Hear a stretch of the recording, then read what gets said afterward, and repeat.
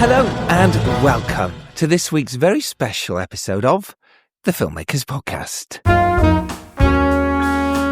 This is a podcast where we talk filmmaking. From indie film to studio films to high-end TV to documentaries and everything in between. How to get them made, how to make them, and how to try not to royally F them up. In our very, very humble opinion. I'm Giles Alderson. I'm Dom Lenoir. We're both writer, directors and producers for our sins. Welcome to the Filmmakers Podcast. We are thrilled to not only host two phenomenal actors, but also one of my favourite directors as well. On today's show, we have Channing Tatum, Kirsten Dunst and Derek Cianfrance to talk about their brand new excellent movie, ROOFMAN. Wow. Yeah, you heard that right. Channing Tatum, Kirsten Dunst and Derek Cianfrance. Very ludicrous lineup. What a ludicrous lineup. That's amazing.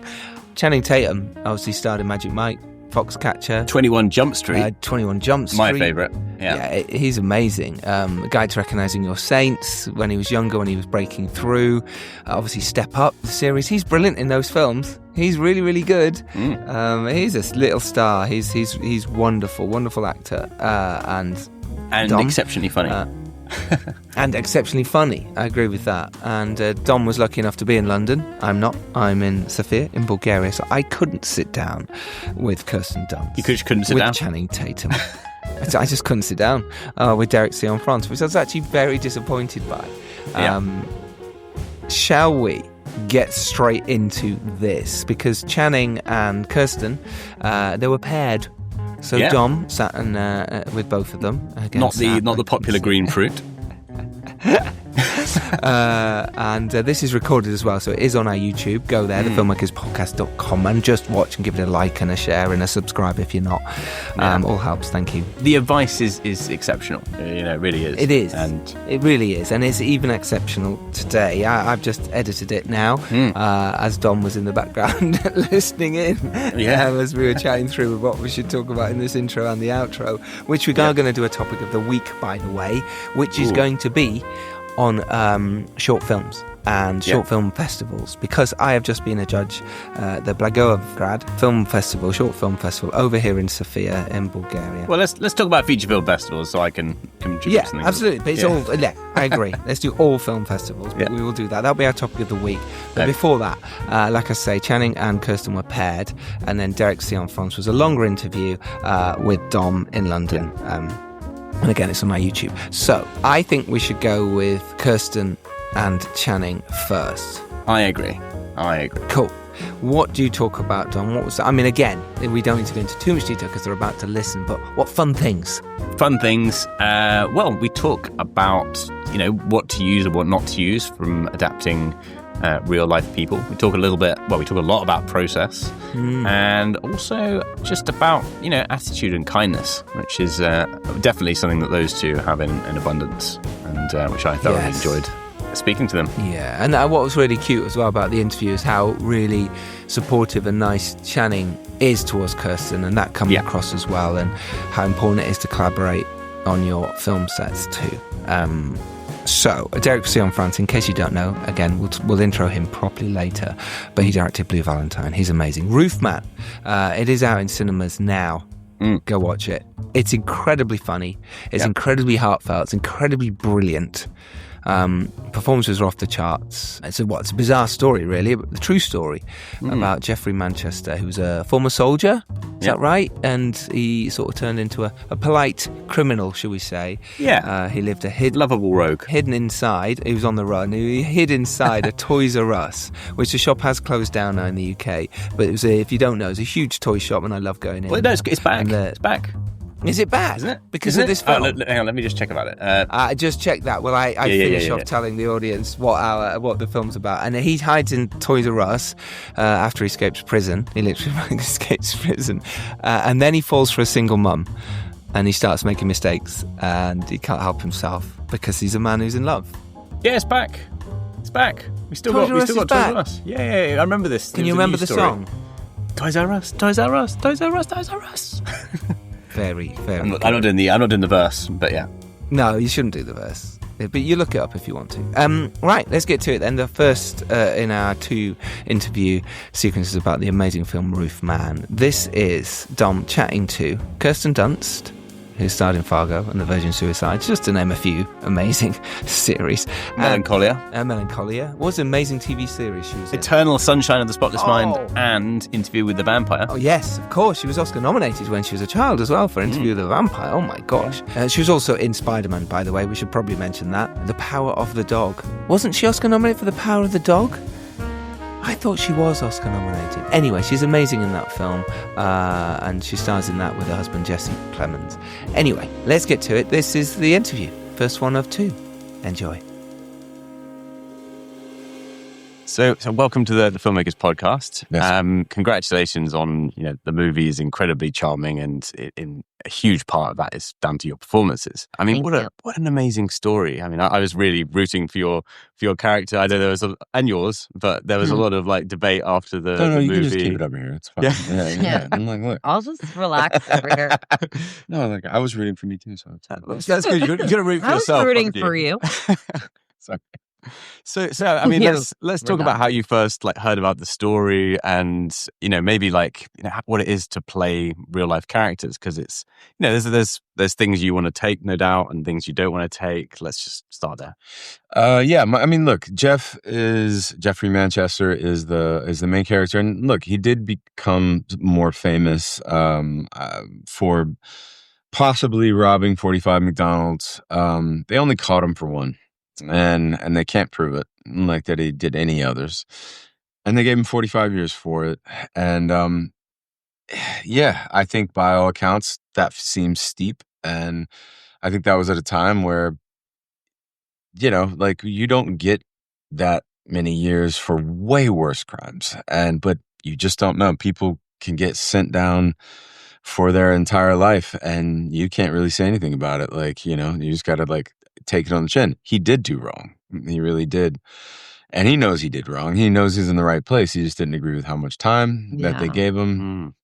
And it does, I think, for me personally, having talked to him, I tried to, I guess, prepare him for being, I'm insecure of look, I'm never going to be able to be you. I've never met him in person. I didn't get access to him that way because he isn't super max, shutdown. And I was just look, this is going to be a strange, amalgamation of you, my understanding and interpretation of you, and then whatever really Derek is kind of wanting to tell in a story. It's 90 minutes that we have to tell your life. I was it's impossible to ever do. And what about you, Kirsten? Well, because she's not someone that everyone knows, there's less pressure with the obvious things, but with the real heart of it and the way that she, I don't know, even in real life, she's so present and kind in such a genuine way. And she really he was like a unicorn amongst, horses. It was they really fell in love and quickly. And she to this day says that it was a real adventure for her, and has so much empathy for Jeff, and they still talk. And so we needed to make this feel like a real love story, not just, a quick, fun thing. It had to feel weighted and it really meant something to both of them, even though it was not a long time.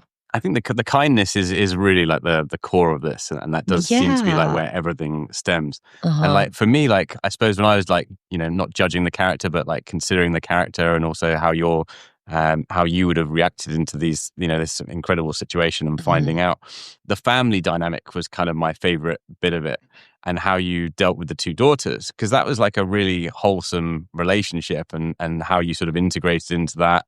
And there is a kind of paradox of the fact that you've done armed robbery, and then you've sort of actually been a really wholesome figure in this family. Isn't that people though? Everyone has. Yeah. I mean, I know so many friends, so many friends that would and have done questionable things to try and like make ends meet and to try to provide for their families and whatnot. But I do believe that Kirsten is like someone that would never bring someone that she doesn't think is genuinely a good person around her family.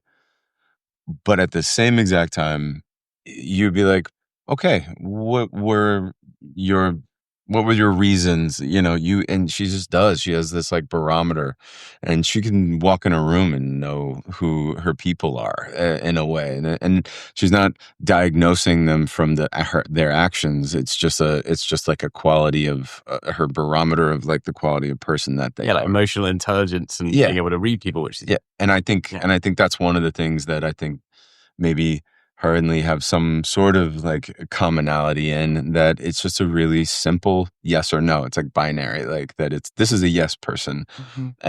And then now we're going to see how this goes. And even in the movie, like when he starts to kind of like fray a little bit, he starts to come off the rails because he's starting to get cornered and he knows what has to happen. She calls him on it. And she's like, hey, whatever this is, we don't need this. We just want you. And unless you can give us that, we have to like slow this down and like whatever. And that I think is admirable. And I know that's exactly who Kirsten is. Like she would be like, I don't like that. Yeah. Like, I don't like that. Don't do that again. or we're going to have an issue. So what's one quick thing we can talk about maybe with working with Derek and, that conversation and how that informed you working as actors? I mean, that's my favorite bit as like, making a film is that initial conversation, director to actor. How do you see the character, or what are your thoughts, or do you have any questions? It's hard to explain what that process is with Derek, because I think it's different with every one of us. Like, you're right. It's personal, yeah.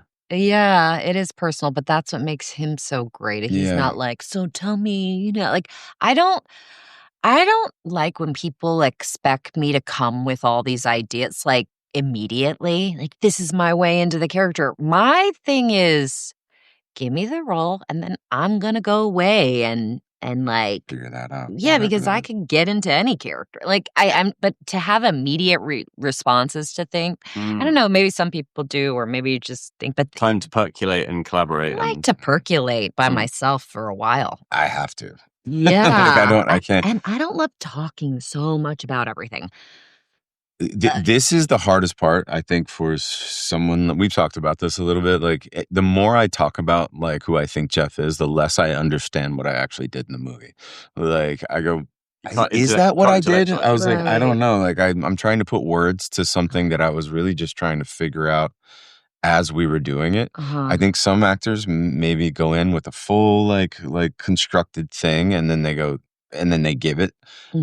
I'm not that way. Like, I just sort of show up. And, you're open to whatever it should be, or whatever it wants to be. Yeah. Like, yeah. So, yeah. I suppose that's it, isn't it? It's having an idea. It's understanding where the director's coming from. It's understanding what you think of the character. But then it's being open to so many different changes. The camera changes and all of these kinds of things. And that is how Derek talks about it. He's like, look, I've already made the movie in my head like 1,000 times. So I know what the movie is when I show up on day one, and I want to be surprised. I don't want to tell them how to do it. I would literally want Haley's comment. I want it to just I want to see magic. Yeah. Human being magic, the real things, you know? And magic you brought a lot of. Thank you so much for That's joining. really kind of you. It really is one of my favorite movies, and I love all your work. I love your comedy work. I love your drama. Thanks, Eternal Sunshine, Interview with the Vampire, so many movies. So. Thank you. Thanks, that was really sweet of you to say. That was Channing Tatum on the Filmmakers Podcast, Kirsten Dunst on the Filmmakers Podcast. Yeah. Dom Lenoir. And Dom Lenoir regularly on the Filmmakers Podcast for you. That was one of my all-time favorite interviews. Oh, does this beat Simon Pegg and Rebecca Ferguson? It's definitely in the top. Top one. Could be a tie. Could be a tie. Definitely. I mean, it's difficult. Like that one was more funny, but this one, probably the same level of connection. But a little bit sort of just general warmth. That one was a little bit more shenanigan-y. Yeah. But it might be joint favourite. Yeah, joint position. You did it on your own as well, which it can be intimidating, daunting walking into It's very this room. intimidating, yeah. So they liked you. I think so. I mean, when you're greeted with warmth and friendliness and openness, like these two did, it immediately sort of set things off into the right direction. And it's it's very heartwarming, and obviously then the conversation flows in the right direction, and you're like, yeah, there are my I would work with or interview again list. I would work with list. I love it. Yeah, well, yes, and of course, obviously, I'm on their list. Of course, I mean, they are. But more importantly than that, it's nice to. And something like, this is a sort of good general thing to sort of bear in mind is not everyone will like you, and that's sort of sometimes a hard pill to swallow, is that you shouldn't expect that someone that has never met you before to suddenly sort of be charmed by you in a 10-minute slot when they've got they might have jet lag, they might have hundreds of people to chat to. It's a sort of unreasonable expectation, so it's a lovely surprise, but at the same time you can't always be friends with everyone, and you sort of have to go in and just do your best and hope you have a good chat. Well, I think that's a perfect metaphor for us as filmmakers, though, right? Because when we're meeting actors for our films, or maybe these days it's usually on a Zoom or whatever, and you do say hello and you chat about the film, we kind of have 10 minutes to impress. So this is great practice, chatting to filmmakers, chatting to actors, chatting to filmmakers about the process and this. So, imagine if you did your next film and you do want Channing, and Channing does like it, and now you've got to sit with him. And if you hadn't done all these interview processes, it would be harder for you. And I think there's a lesson there that we do need to practice these things when we're meeting actors, producers, investors. Yeah, I mean, it's just sort of normalising being in the room and understanding that you don't know. Like one thing I've learned from like a lot of these actor interviews, especially, is like everyone's process is different, and you certainly can't assume how people work. And you do. I think every director has to figure it out. A lot of the time when they're first working with someone, how they like to work. Some actors like to have a bit of a discussion. Some people like to hear what your thoughts are, and then leave me to my process for a little while. Don't bother me too much while I'm sort of getting into it, and only sort of jump in if you really need to.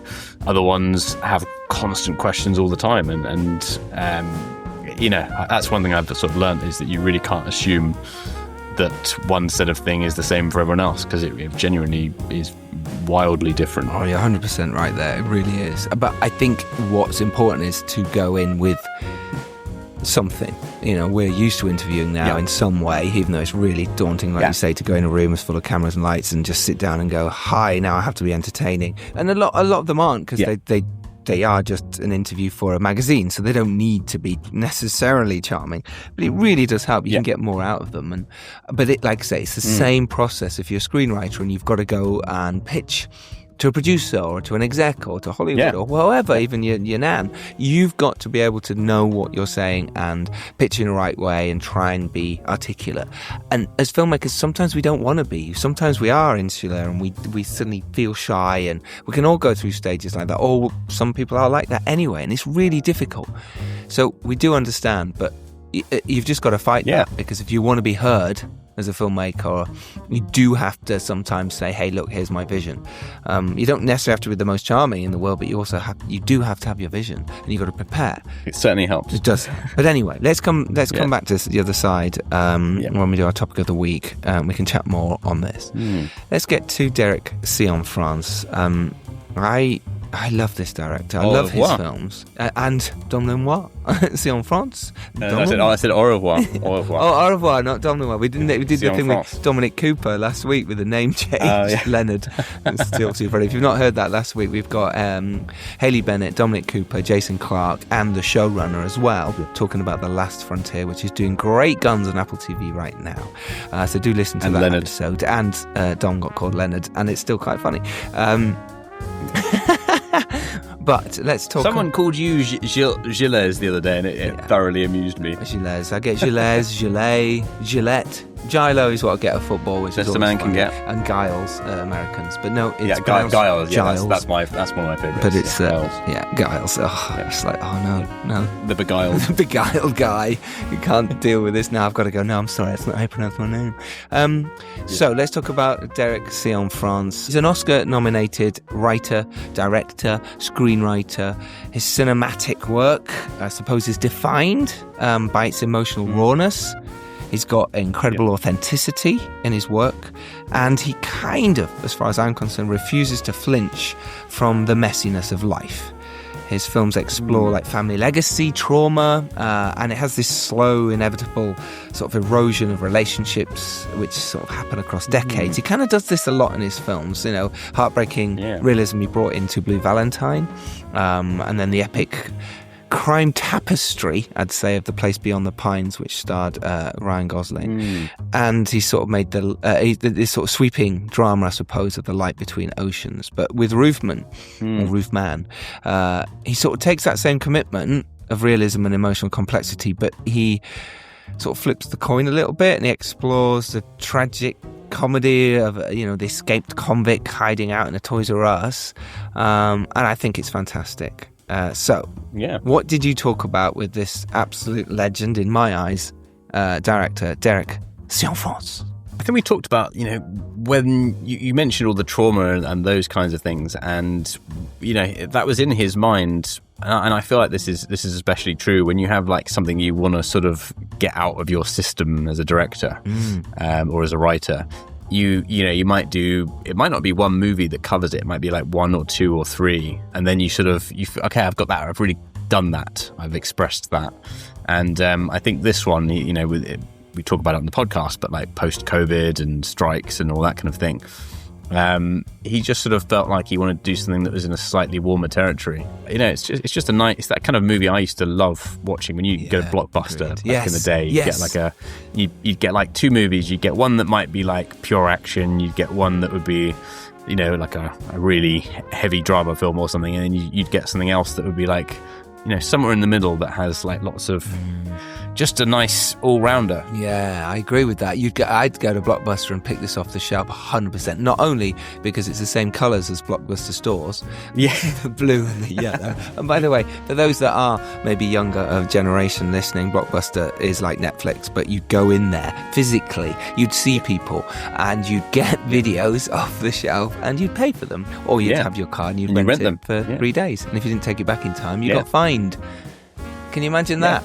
Classic weekend. And you'd be like, oh, we haven't watched it. Or you'd hire 3, wouldn't you? You'd rent 3 and then Blockbuster. Anyway, sad times. Let's get to the episode then. Here he is. This is the director of ROOFMAN, Derek Cianfrance.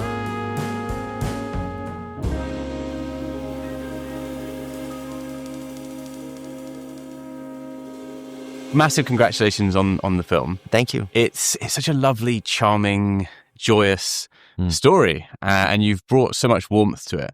And I think something you do as a director that I find really interesting is you sort of take somewhere that's like a community and you make it sort of very grounded and very specific, and in this case, very charming. Mm-hmm. So I'd love to sort of hear about, you know, how the whole thing sort of started and the inception.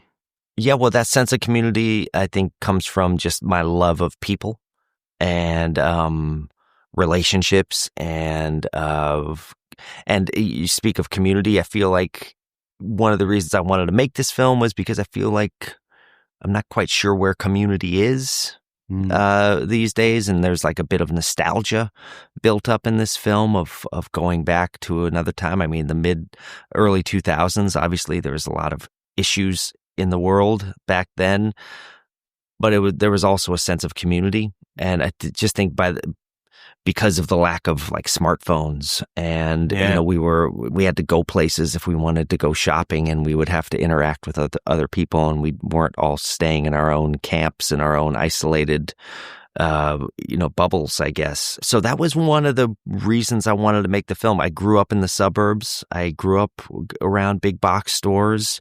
When I was in high school, I had so many friends that would bemoan the fact that we all grew up in the suburbs because they wanted to live in more cultural centers like the city of Denver.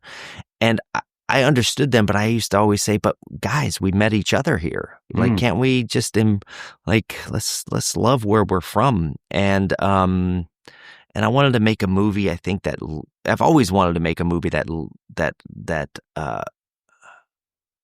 existed, that took place in that suburban world. Because I often see representations of that suburban world kind of with a judgmental quality to it, or it becomes like satire, or look how dumb these people are, or it's super generic, or it's super so many movies, they're just set in like, okay, it's not a big city, it's in the country somewhere, or it's a smaller town, and it's like everything's just mundane. There's no like specifics, and there's no like, because what you were saying there about, that was my sort of growing up as well. It was, I mean, I grew up everywhere, but it was small towns. It was like you go for adventures into the woods. You'd make, you'd find an abandoned building and you'd go and sort of explore it, and there'd just be all these like amazing, fascinating things that we sort of had before, like social media and Facebook, and this kind of it's a real time, wasn't it? It was an interaction, with the world and with people around you. I shot this movie in Charlotte, North Carolina, where it happened. And I remember when I first went to like location scout down there, I remember I was in a Popeye's Chicken, and I was looking because I was looking for a fast food restaurant to turn into a McDonald's, because there was no more period McDonald's. And I was seeing if I could build that into one. And within 5 minutes of meeting the manager of this Popeye's Chicken, they invited me over for dinner. And there was still this sense of community and this sense of like warmth. And I realized that this is a story about a man who was looking for a home. He was trying to build a home for himself and for his children. And when I went down to Charlotte, that home, that hominess, I guess, that warmth, that hospitality was like so present there. I realized that this was a community that would also like embrace a stranger like me, or like Jeffrey Manchester. And one of the things I have in common with Jeff Manchester is he also has no judgment for that. Like Jeff, not the robbery side. Well, no judgment for society. Like right. Jeff wanted so badly to fit into society. He so badly wanted to have just a regular life. He couldn't seem to achieve it. He couldn't seem to get it together. After he came out of the army, he was kind of felt like he was a loser dad, bad husband, couldn't provide for his family, so he went to the life of crime. But he went to the life of crime because he wanted to provide those things and show his family that they too could have a nice house. They too could have these nice things. He loved shopping centers. He loved stores. He didn't judge them. He just wanted to be a part of them. But he was like this piece of a puzzle that didn't fit. It was like a million piece puzzle, and he couldn't find where his piece fit. But in a way, he does fit so well. I mean, look, this is. There was lots of debate after we all watched the movie, because some people were like, "Oh no, he's a creep, or he's a bad guy because he does violent crime or whatever." But I was completely on side with him and his story at a lot of it, and it's because of the way that he connects with the family. Like, it's a really meaningful dynamic that sort of explores within the movie. I mean, how did you? Let's go back to the start point of like how the idea, all the stories sort of came to you, and what your first sort of thoughts on in terms of like adapting it, where to start the story, like all of these kind of considerations. So I first heard his story. I had been making a series of very serious movies. I know, and I made my last film. I know this much is true. I felt like that was complete. I felt like it was complete, like a fulfilled vision, right? Nothing that I felt was undone about that. It did come out right when the pandemic started, and I had so many friends write me and tell me that they had to stop watching it when Mark Ruffalo cut off his hand. And he cut off his hand in like the first minute. And so I was thinking about how hard the world was, and how if I was going to put something into the world, I could still talk about the ideas I wanted to talk about, but maybe I could do it in a way where I like hid the spinach a little bit more and didn't serve people just plates of spinach. And get some salt in there, some balsamic vinegar. Well, I guess maybe like tuck it in the burrito. Yeah. Anyway, so I heard this story about Jeff, guy who lives in a toy store. And I started talking to him, and I think the thing that compelled me about him was the contradictions of his character. That here was a guy who was a hardened criminal who was locking people in freezers but giving them jackets. He was a guy who breaks out of prison as an Army vet but doesn't live in the woods like Rambo and live off of rainwater and grubs. He lives in a toy store and chooses to eat baby food and candy. It's a guy who at the, near the end of his adventure, had a plane ticket to his freedom and the seat next to him in his car. And he's at the off ramp to an airport and he got a call from his girlfriend and he couldn't ditch her. He had to go tell her he was leaving. And I started to realize that it was his humanity was the very thing that made him a worse criminal. That if he would have had less humanity, if he would have been more cold-hearted, I wouldn't know his story. He would be on a beach somewhere, living the life. So he wasn't corrupted in a way. He was making these huge mistakes and hurting people, but it was his heart that got him caught. And so I thought that made it valid to tell a story about him. And, to the debate you have with your friends about, like, is he a good guy or bad guy? Well, he's both, and in my life, I've never really met a hero or a villain. You hear about them all the time in movies. And I think the black and white quality of our culture is very much like you're either good or bad. You're on the right side or the wrong side. And I think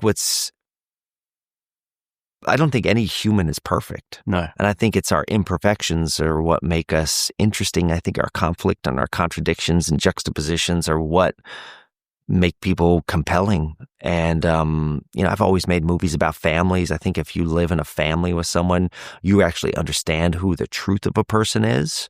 And all those things can be present. The good guys in you and the bad guys in, the good and the bad, the hero and villain are always present. And so I just wanted to make a movie that kind of embraced that fullness of humanity. And yeah, you can, I guess for me, what the truth came, where my truthful perspective came was when I spoke with Lee, his girlfriend, and when I spoke with Pastor Ron of the church. Because I'd been speaking with the real Jeff for years.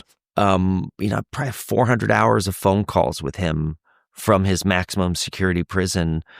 And when I spoke with Lee and with Pastor Ron, they both, I had assumed that they would be angry with him or feel betrayed, but they both spoke about him with such care and such empathy and such, they met his mistakes with bigger forgiveness.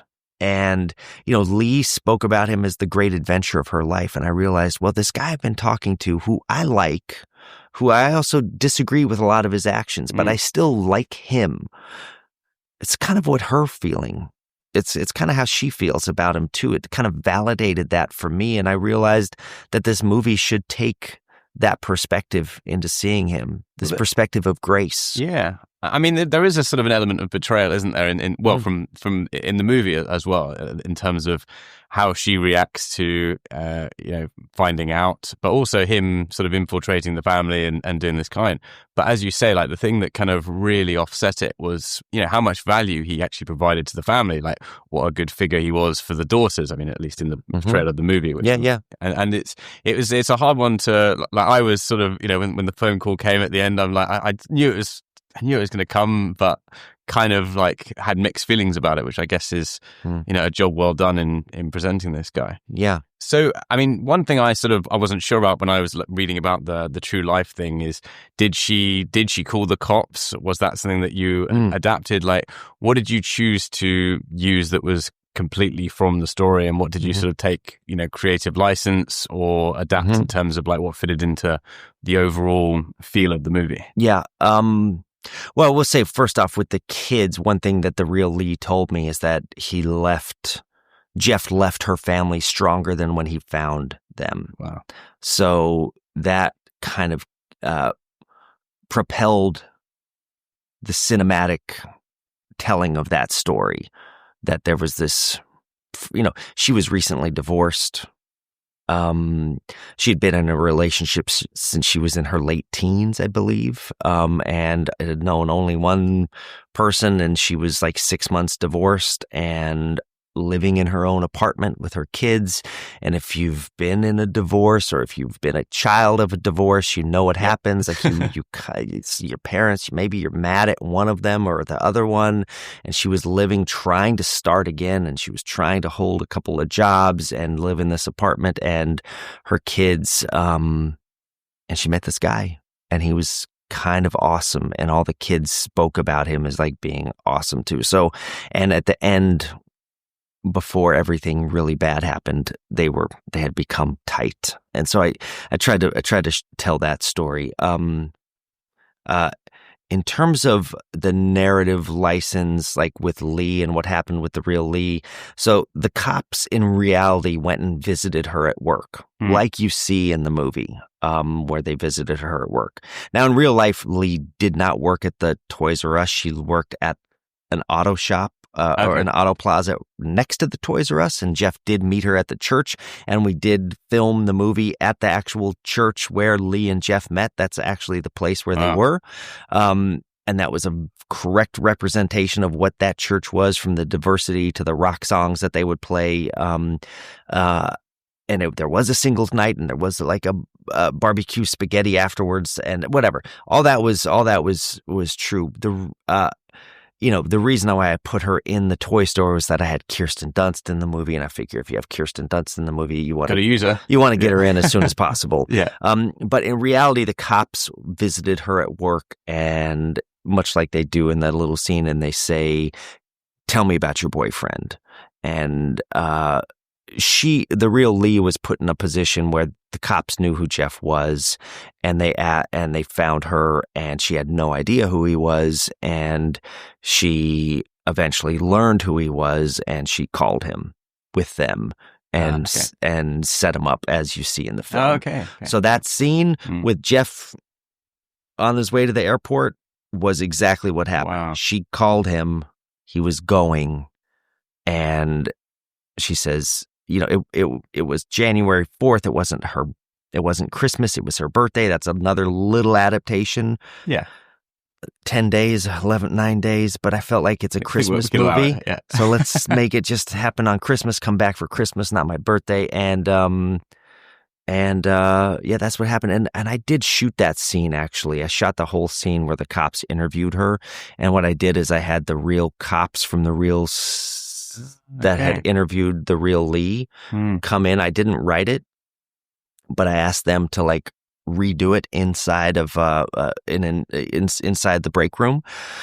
And so they had done it with the real Lee, and they were like, this is going to be a Hollywood retelling of this. I was like, no, I want you to do exactly what you're going to do. And they're like, well, this is an actor, Kirsten, and she's not going to do it. I was like, just trust her. So Kirsten came in and blew these cops away and the real Lee was at Video Village watching this interrogation. And it was one of the greatest performances I've ever seen an actor give. I think the reason we didn't put it in the movie was because it led the audience in a way before it stole the narrative or the storytelling. Yeah. Because this movie I chose to tell it from Jeff's point of view. I'm kind of obsessed with first person narrative. And by breaking out of his narrative there for a long beat, you got ahead of his story. And I wanted to be with his story. I wanted to be with his like choices and saying like, oh no, don't make this choice, Jeff. Because part of you at that moment is rooting for him just to get on the plane. Yeah. But if he went on the plane, there's no movie. Yeah. There's no story to tell. He's a cold-hearted criminal who escapes and leaves, turns his back on love. I suppose that is the redemption story, isn't it? That's his decision, although it's a difficult one, is him kind of making amends, really. Yes, and the moment of the not to give it away. I don't want to spoil the movie. Spoiler alert! They should have watched the movie by the time they. Okay, good. It's a process interview, so okay, good. Yeah. But yeah, the last scene in the movie, the visitation scene, is what happened 6 months after Jeff was arrested. Lee came and visited him, and they had this moment where they both felt like they had betrayed each other. And they had this moment of forgiveness and that moment is almost as it's written almost from, the conversations that I heard each of them, their own retelling of that moment was pretty much, what we shot. And I think that's the story of the movie. It's about, and I make movies always about love and relationships and family. And I think not every relationship, like we get fooled, I think, in movies and, with this idea of heroes and villains, but we also get fooled with like never and forever. Like, they lived happily ever after. They lived complicatedly. They lived complicatedly. Yeah. And love isn't necessarily forever. It could be a fleeting moment. I mean, some of the most profound relationships I've had in my life have been 5 minutes. And they can really affect, and so they can change your trajectory. Yes, and they definitely did in this. Didn't yes, they? Yeah, they did. Was it difficult to get them both on board and some of the surrounding sort of characters? Because I mean, like, if anyone just sort of came to you and this was your story, like I don't think that many ways that Hollywood would tell this story would be super on the warm side or the forgiving side or the balanced side. Like a lot of people might have it very heavy-handed or very anti-villain or and those kind of things. How did you sort of convince in those early conversations that this would be a fair story that kind of put across balanced points of views and got their permission, I suppose? Well, when I first started talking to Jeff, I had I just listened to him. I mean, I spoke for so many hundreds of hours, and he would call me Dr. Derek, and he would say he would lay down when I talked to him so I could shrink his head, and I think he enjoyed it. And I think also, I think Jeff is a big movie buff, and I think when he was living his life and making all these crazy stories and living this crazy adventure that is this movie, I think he was imagining that he was the protagonist in his own film. So I think when he talked to a movie director about making his life into a movie, I think it was part of his destiny and part of his overall, like, I think he knew it was going to happen as he was doing it. We just, I think, had a trust. I remember one time Jeff told me, he said, "Derek, this is my story, but it's your movie. I want you to tell it in the way you see fit." He was like, "I trust that. I trust what you're going to do." And I think that just came from just our conversations with each other. In terms of Lee, I think if I had spoken to Lee and she had told me that this guy's an asshole, I hate his guts, I don't know if I would have had permission to tell the movie in the perspective that I did. Yeah, I think with as much of a character involvement. Yeah, or her character. It's the central bit of the movie, isn't it? Really, that relationship. I mean, Lee to me is the audience, and that's why I had to cast Kirsten, because you needed an actor that wasn't going to be gullible or wasn't going to be seen as dumb. She was just this kind woman who fell in love with this amazing person, but being a mom was her priority, and she could sense that something might be off the longer it went. And sure enough, her instincts were right, but sometimes you put those instincts down, and then at the end of the day, Lee said that she didn't regret a thing, that she would have done it again because she had this adventure that was the true adventure of her life. And so that's the audience's perspective. If the real Lee had told me something different, the movie wouldn't have the tone that it has. That tone came from her, and it also came from Pastor Ron. I asked Pastor Ron one day, I said, "Tell me about the Bible." And he says, "Well, the Old Testament's all about judgment, and the New Testament is about grace." And that in his life, he tends to err on the side of grace. And I thought to myself, well, society has judged Jeff Manchester very harshly. It's given him 45 years. The judge who sentenced him to 45 years is actually in the film. She plays the prosecutor. The guy who plays the judge is the cop that was in the car when Lee was hearing Jeff get arrested. In the movie, the cop that's in the movie that's in the car with Lee while Jeff is getting arrested was actually the first police officer to ever arrest Jeff. So I was always trying to take these people who lived this life with Jeff and who had this experience with him. The cop that arrested him, he sleeps with a letter that the chief of police wrote him, like his commendation for like, good job. You know, you arrested this man that no one else could get. That's under his bed. Yeah. And so this was like a huge event in everyone's lives. So when I went to shoot the movie, I knew I couldn't just be Hollywood coming in and like pushing everyone out of the way and saying like, I'm telling my story now. I brought everyone in and let everyone know that we weren't making a documentary. We were going to make the cinematic version. And do they want to help us relive this moment and maybe play different characters and see the movie from different perspectives? And I did really like that balance, actually, of some of the cops and some of the sort of authority figures. Yeah. Like that sort of energy that sort of comes in near the end feels really like a good counterweight against some of the warmth that we've sort of experienced with the film, and a necessary, like, okay, yeah, maybe not everyone sees him as this sort of lovable rogue.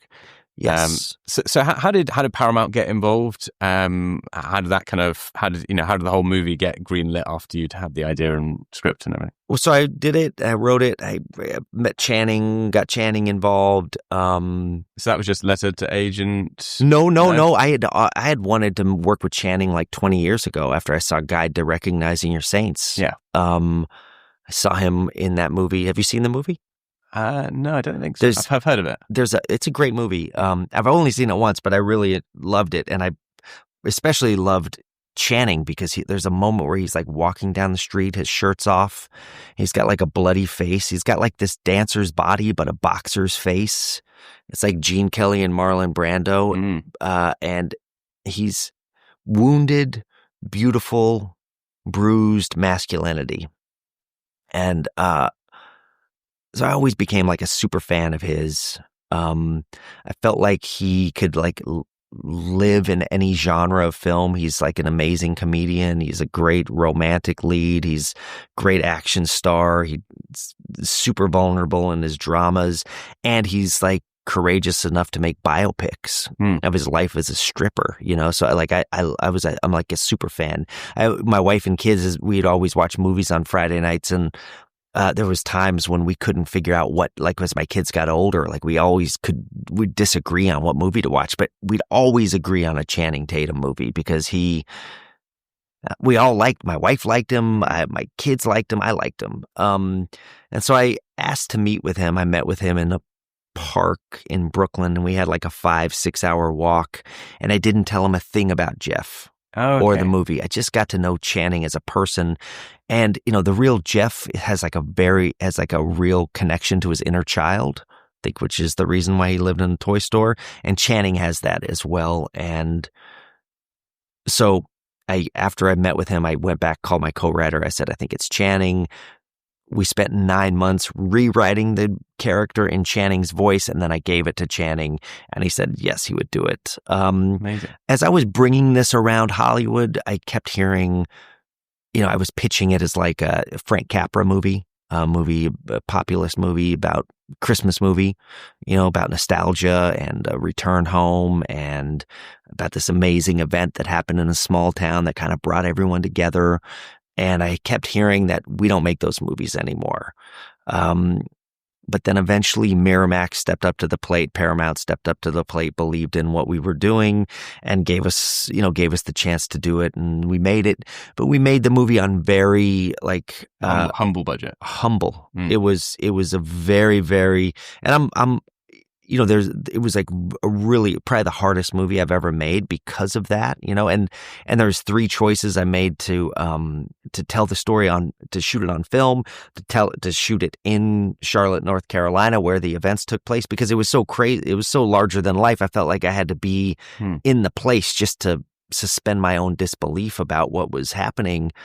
And then we shot, and then we built that Toys R Us, which was just a massive undertaking. It was like pulling the steamship over the mountain in Fitzcarraldo.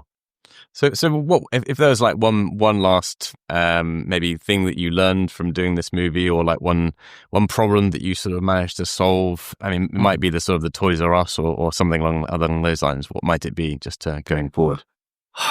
Well, I surrounded. You know, I was entering my middle age when I made this movie, and I realized later that when people have midlife crises, sometimes they like buy Ferraris or something. And for me, I decided to build a toy store. And one of the other things I did was I surrounded myself with my entire crew from Blue Valentine who made this film with me. It was really, this movie is about a return home. And when you return home, it's not always the way you expect it to be. I think in fact, expectations are like dangerous in general in life. I don't think you should have expectations. I think you should have preparations and be open to what will happen. And so the story of ROOFMAN, I made it with the people I love the most, with my deepest collaborators. And it was a joy, and it was a struggle, and it was I don't know if I have a moral to the story, except like you surround yourself with people you love, and you can make a home for yourself. Amazing. Yeah. So it's a lovely return to that kind of genre movie and time period. So yes, huge congratulations. Thank you. I thoroughly enjoyed it. It's one of my favorites of the year. So. Oh, thank you so much. Thank you for joining us so much. Yeah, great to talk to you. Lovely to chat. Yeah. What a lovely chat. What a lovely episode. Channing Tatum, Kirsten Dunst, and there you just heard the director of ROOFMAN, Derek Cianfrance, chatting all about ROOFMAN with Dom. Yeah. Pretty good. It's out now in cinemas. I highly recommend you watch this film. Me and Dom love this. Yep. We really love this movie. This is just, like say, what cinema's made for, what fun night out is made for, but also it's got emotional touches to it as well, about a man who's just lost. He's just lost, trying to find his way. Just does it wrong, basically. Right. Let's do topic of the week, shall we? I have, as I mentioned at the beginning of the show, I was a guest judge at the Blagoevgrad Short Film Festival this weekend, just gone. And it was a really wonderful experience. It was the first year of this festival, and it was supported by B2Y, which is one of the big companies that make all the adverts over in the Ljubljana Film Studios here in Bulgaria. And it was just, I've been to many film festivals, but this one was just run really professionally. It was the first year. All right. Sure. I've been to many film festivals. No, but when you go to film festivals and sometimes you're like, I don't know what to do now. I'm just wandering around. I don't know where to go. Yeah. This was very organized. This is when, okay, sure, it ran over a little bit and this happened, but no one minds that because you're all in the room together. The talks were incredible. It's a lot about AI as well.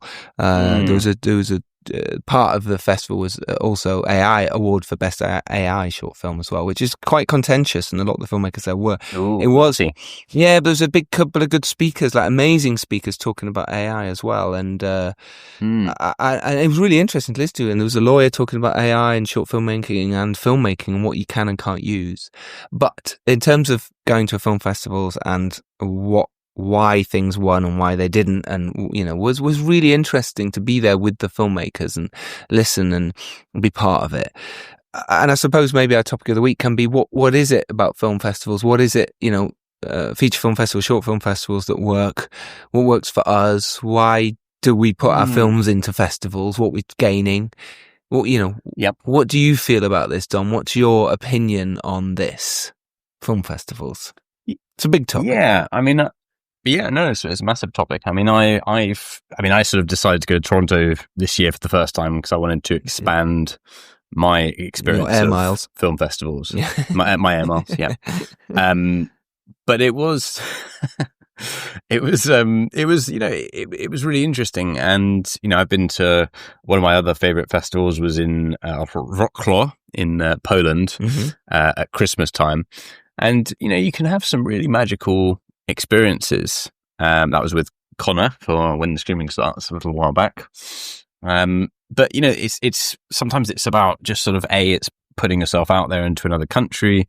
It's about the cultural experience. It's sometimes it's just meeting someone for a second time. Like there's people that I've met in London that I then met in Cannes that I then met in Toronto, and because of those three things, then I had someone to hang out with or to invite me to premieres. So, I feel like it's sort of, there is an exponential growth of your network by going to like more international festivals. And it does kind of show people that you're someone that's going out there and doing stuff. it's nice to see the films, obviously, and sometimes, especially smaller festivals, you don't know how much you're going to get out of it, whether it's going to be, like you said, a couple of films and lots of waiting around, and it could be a mixed bag, but you just never know who might be there for any random reason. In Toronto, I went to this event that was like miles out of town. And it, it was like sort of 20, 30 minutes. I randomly saw a message on a group to sign up. I went into I don't know why, but I ended up in the VIP section, and there was no one up there. And I was thinking, oh, okay, well, why am I not in this section rather than the other section? And then a sort of a decent level producer that was doing some really cool stuff came and sat down at my table, and we sort of ended up chatting, and that's like one of the most random things that happened. And it's because I decided to go half an hour out of town to a event that could have been awful or could have been good, that was kind of a bit outside of the norm. And those are the kind of things you can't prepare for, you can't always just happen. When you go to like the local festival in London, you might not get access to some cool people that you might want to collaborate with in the future. Totally agree with you. I think film festivals are amazing. I think if you're a filmmaker, you should go to film festivals. You meet the best people, you meet collaborators in the future, but the way I see Cannes at the moment is very much like it's a 20-year process. Right? You might meet someone and you think something's going to happen. You email them, they don't email you back, or the other way around, or you just exchange numbers but don't speak again. Well, the following year or the next film festival you go to, you might see them again. You might bump into them, or you might not see them for 5 years, but then you're like, I remember you. And you just start those conversations again. And in 20 years' time, you might be both doing really well. And you go, yeah, we met in Cannes, didn't we? And you've already got the rapport, as Dom says, you've already got that connection. And that's huge. It really is huge. I think the biggest reason you should really attend film festivals is that. Secondly, it's to maybe someone sees your work. If you're screening at a film festival, especially a short film festival, you should really go if you can, because people will see your work. If you follow that up, people go, yes, I remember your project. That was really good. There's various other reasons to see other people's films as well. I mean, another really good one is eating really well. So, like in Canada, the exchange rate was so good, I could just eat in a 5-star restaurant. Is that true?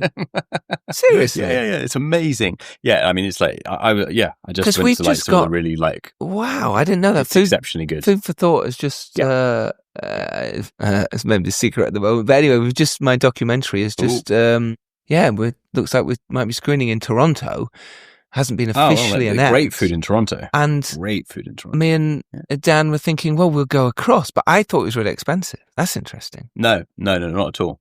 I mean, obviously, accommodation you've got to factor in, and flights are probably like 500-600. Yeah, of course. If you're doing it sort of a month in advance, but the actual, accommodation wasn't crazy. There you go. Well, anyway, look, I think food costs. Food costs are insanely cheap. Basically, that you could basically eat in a 5-star restaurant or bar for the kind of price you might have at like McDonald's. Stop it. Or maybe like maybe a little other bit healthy restaurants are available. Other comparable, healthier vegan style places are. Well, yeah. But I mean, £15, maybe £20 max. You could get like a really good meal, like really, really, really good. Should we talk more about food? Yeah. No. Other things there could be, like I say, as Dom has mentioned, network collaboration, but it's the exposure, credibility is massive. But the other side to film festivals, I think, is the education. The talks that Blagoevgrad Short Film Festival had on were incredible. Like I mentioned earlier, they were really, really strong speakers. So you learn so much from these things, especially if you're new. I was learning, and you're always learning. But I think that's amazing. The master classes that get put on as well at these film festivals are just really worth attending. Even if you're tired and you're over it, and you go out, and we did go out, we partied and had a great time as well. It's very important to connect. You might make a next film with them. You might go, would you like to produce? They go, yeah, I would actually. And you've got this project, and suddenly you're making something straight away. And it's hard to meet other filmmakers. So festivals are brilliant for that. Absolutely brilliant. Yeah. And also, I think it's also just like throwing yourself outside your comfort zone whenever you can as well. Yes. Yeah, I agree with that. But everyone's in the same boat. That's all you've got to remember. Everyone's in the same boat. Everyone's finding it difficult. Everyone struggles constantly to say hello and do that. But if everyone's doing it, you just go, hello, how are you? And no, it's not a problem. As soon as you start doing that, the better. So I just wanted to quickly touch on why films win awards at these film festivals. Why you don't win, I think, is more important, and why people feel that they haven't been selected or haven't won. Look, there's many, many reasons. It's because Jars doesn't like you. That's basically it. The other reasons are it could be a blend of like artistic merit, strategic timing, and also the context of your film. So it doesn't necessarily mean the best quality film wins. You sometimes just have to meet the criteria of the jury and what they're looking for and what appealed to them, what connected. Yep. It's sometimes just total luck. It's sometimes it's that those particular jury, for instance, all just lost their dog, and your film happened to be about a dog. It could be as random as that. But usually it's not best quality. It's just the one that connects, the one that feels that it's right for this festival as well. But and just running through the list that I wrote down was storytelling. One of the most important things in short films is storytelling. And I particularly found this with the AI films as well, because you can easily put a prompt into AI. We've all done it, but they've all got 5 fingers or whatever that comes back on mid-journey. And it takes skill and time, like filmmaking does, to do that with AI, with any kind of work on AI, whether it's storyboarding, images, or actually trying to make a film. But even if you do that, it still comes down to story. Because eventually we can all put prompts in if we spend enough time doing it, and we can make an AI film, but is your story good enough? And it's the same as filmmaking. There's no different. It's all about story, and story is key. And if your story's good and bold and innovative and interesting, and also has technical excellence in there, though that is not necessarily important, you're more likely to win. Yeah, more likely, but never guaranteed. And never guaranteed. I've started to realize this with funding bodies as well.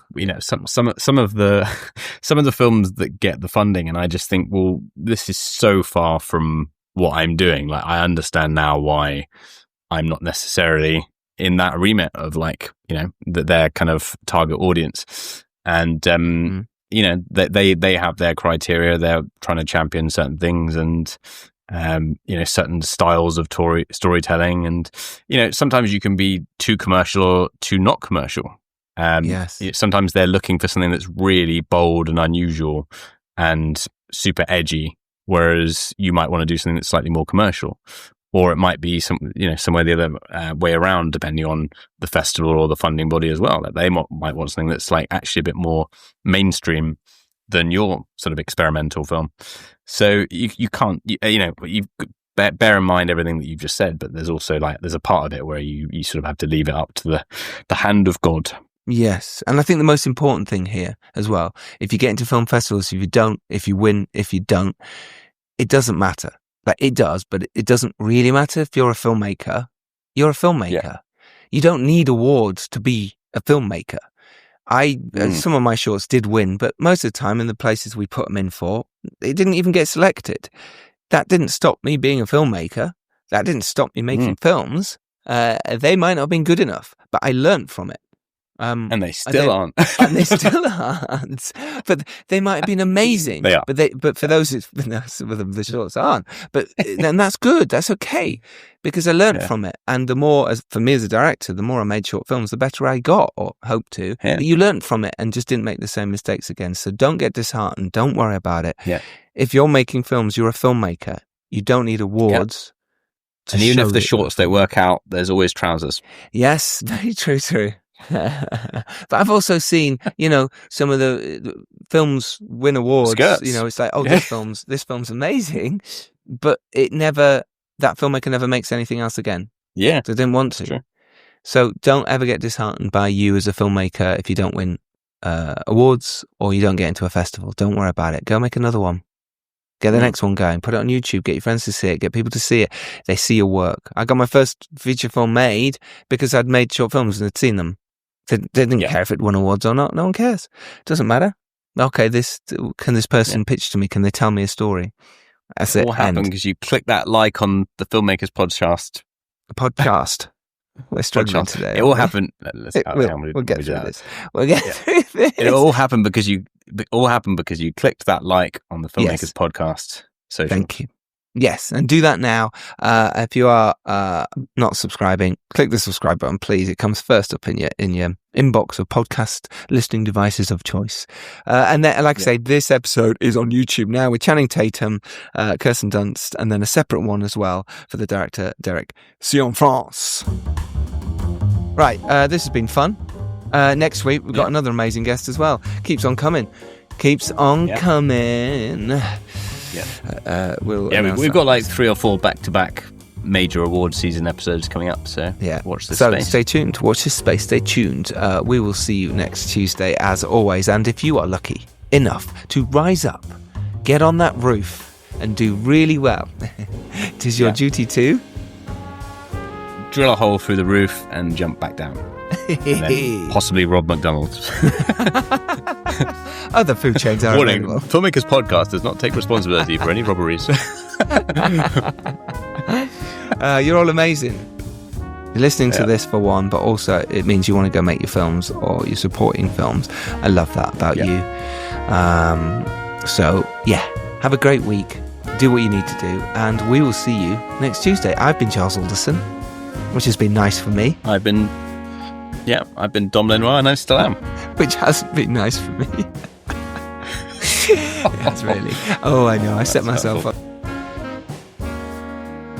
Bye, Dom. Bye, Charles.